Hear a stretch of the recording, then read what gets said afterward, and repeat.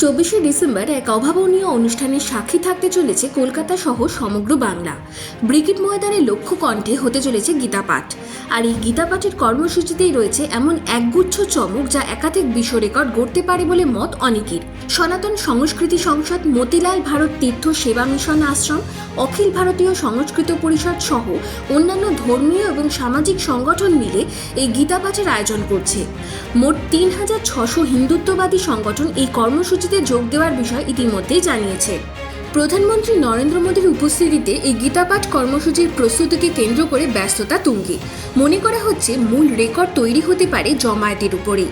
আয়োজকদের দাবি মোট 4টি বিষয় বিশ্ব রেকর্ড তৈরি হতে পারে। প্রথমত, 1 লক্ষ মানুষের উপস্থিতিতে হবে গীতাপাঠ। দ্বিতীয়ত, ব্রিগেডের 70,000 মহিলা একসঙ্গে শঙ্খ বাজাবেন। তৃতীয়ত, 60,000 জন একত্রে গাইবেন নজরুলের একটি গান। চতুর্থত, একসঙ্গে প্রায় 1,500 সাধুসন্ত ওই দিন ব্রিগেড ময়দানে শান্তি স্তোত্র পাঠ করবেন। এর সঙ্গে গীতার প্রথম, দ্বিতীয়, দ্বাদশ, পঞ্চদশ এবং অষ্টাদশ অধ্যায়ের সমবেত পাঠ তো রয়েছে। এই অনুষ্ঠানে জোর দেওয়া হয়েছে পোশাক বিধিতে। পুরুষরা সাদা ধুতি পাঞ্জাবি পরবেন আর মহিলাদের পরনে থাকবে লাল পাড় সাদা শাড়ি। এদিকে লোকসভা নির্বাচনের আগে গীতা পাঠের এই অনুষ্ঠানকে ধর্মীয় উস্কানি হিসেবেই দেখছেন বিরোধীরা। এ বিষয়ে বিজেপি সাংসদ দিলীপ ঘোষ বলেন, যারা ধর্মীয় উস্কানি দেখছে তারা নিজেরাই তো চণ্ডীপাঠ শুরু করে দিয়েছে। যদি জিনিসটা তো খারাপ নয়, আপনারা করুন না। আমি বলছি সবাই করা উচিত। ভারতবর্ষ সংস্কৃতির সঙ্গে গীতা যুক্ত।